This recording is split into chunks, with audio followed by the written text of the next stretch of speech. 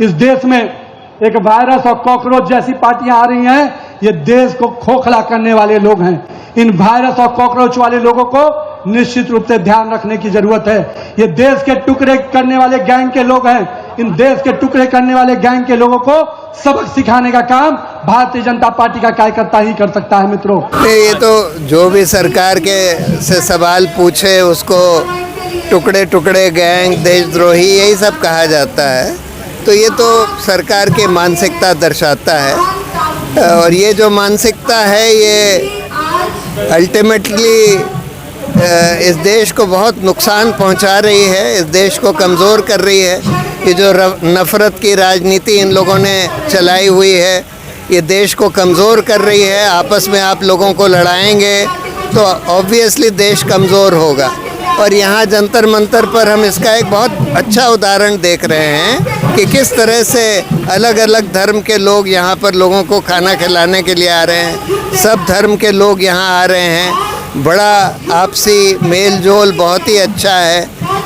लेकिन ये सरकार अनफॉर्चुनेटली बस ये नफ़रत की राजनीति चलाकर हिंदू मुस्लिम को बांटकर, हिंदू ईसाई को बांटकर राज करना चाहती है।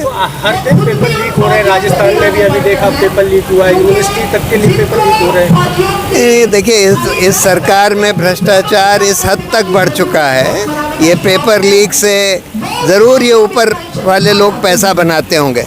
देखिए, जो अयोध्या में जो चढ़ावे का पैसा चोरी किया गया, ये असंभव है कि सैकड़ों हज़ारों करोड़ रुपया उन छोटे छोटे लोगों ने चोरी कर लिया जिनको अरेस्ट किया गया है।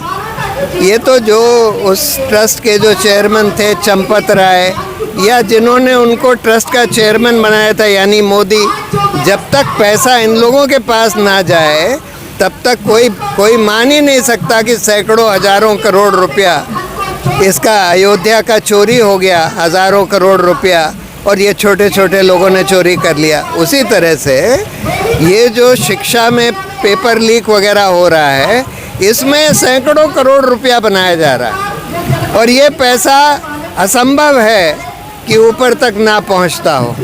तो इसलिए ये सब लोग इतने भ्रष्ट हो चुके हैं, और अब तो इनको इतने ढीठ हो गए, इनको लगता है कि इलेक्शन कमीशन हमारे कब्ज़े में है, न्यायपालिका हमारे कब्ज़े में है, कोई हमारा क्या बिगाड़ लेगा। तो ये छाती ठोक कर कहते हैं कि हाँ, हम भ्रष्ट हैं, हमने ये किया है, तुम क्या कर लोगे। इस तरह की मानसिकता हो गई। प्रशांत जी, इस प्रोटेस्ट में आरएसएस बजरंग दल से जुड़े लोग हमला कर रहे हैं, एक का तो सर फाड़ दिए।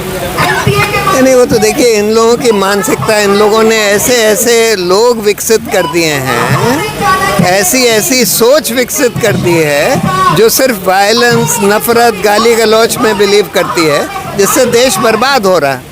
आप लोग प्रोटेस्ट कर रहे हैं, आपको क्या लगता है जो कांग्रेस NSY है, दूसरे जो लोग हैं अलग अलग जगह अलग अलग प्रोटेस्ट कर रहे हैं, क्या आपको नहीं लगता कि उन सारे लोगों को एक साथ आकर प्रोटेस्ट करना चाहिए जिससे मजबूती मिले? कोई ज़रूरी नहीं है कि साथ आकर प्रोटेस्ट करें, अलग अलग भी कर सकते हैं। मुद्दे अगर सेम हैं तो अलग अलग प्रोटेस्ट भी हो सकते हैं। साथ अगर कोऑर्डिनेशन हो जाए तो बहुत अच्छा है, ना भी हो तो किसी को ये नहीं सोचना चाहिए कि भाई ये लोग क्यों प्रोटेस्ट कर रहे हैं, अरे हम लोग कर रहे थे, ये क्यों कर रहे हैं। अरे भाई, सब लोग ठीक कॉज के लिए कर रहे हैं, तो सारे स्टूडेंट यूनियन, सारे स्टूडेंट बॉडीज़, सारे पॉलिटिकल पार्टीज, सबको प्रोटेस्ट करना चाहिए, सबको इन सब चीज़ों पर आवाज़ उठानी चाहिए। अगर कोऑर्डिनेशन से कर लें तो बहुत अच्छा है, नहीं भी करें तब भी अच्छा है। सर, यहाँ पर जो स्टूडेंट हंगर स्ट्राइक पे बैठे हैं और सोनम वांगचुक जी बैठे हैं, या पानी वगैरह रोका जा रहा है, वॉशरूम का सही से इस्तेमाल करने के लिए नहीं दिया जा रहा है, तो इस पर आप क्या कहेंगे? जिस तरह से सरकार, देखिए, अब सरकार को थोड़ा डर लगने लगा है इस प्रोटेस्ट से। पहले इनको लगा कि ये कुछ नहीं है, छुटपुट हैं, निकल जाएंगे, एक आध दिन प्रोटेस्ट करके निकल जाएंगे, एक दिन सुबह से शाम तक प्रोटेस्ट करके निकल जाएंगे। जब लोग बैठ गए और सरकार को दिख रहा है कि भाई इस प्रोटेस्ट का, यहाँ पर कितने भी लोग आ रहे हों, लेकिन इस प्रोटेस्ट का आकार इस देश में दिन पर दिन बढ़ रहा है, और ये सरकार को दिख रहा है। और जब से सोनम वांगचुक फास्ट पर बैठ गए, सरकार को और डर लगने लगा। इस वजह से वो लोग पानी वानी बंद करने की बात कर रहे हैं, पानी बिजली।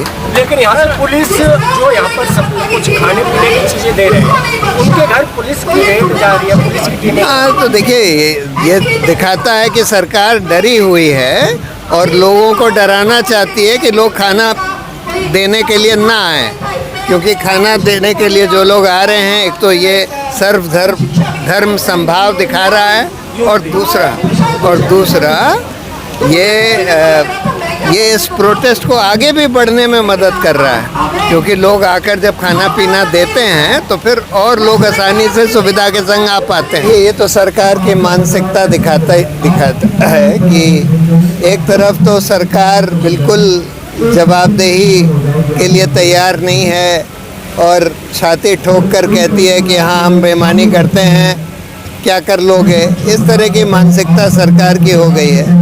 और दूसरी तरफ जो इस तरह के स्टूडेंट्स जो इसके खिलाफ प्रोटेस्ट कर रहे हैं, जो बेईमानी हो रही है हमारे पूरे एग्ज़ाम्स में, एजुकेशन सिस्टम में, उनको देशद्रोही कहती है। जो भी सरकार के खिलाफ बोलता है उसको देशद्रोही कहा जाता है। जो सरकार के नाकामी पर आवाज़ उठाता है उसको देशद्रोही कहा जाता है। ये बहुत ही दुर्भाग्य की बात है और ये यही दर्शाता है कि ये सरकार जो है कितनी निकम्मी हो चुकी है, कितनी ढीठ हो चुकी है, कितनी बेईमान हो चुकी है।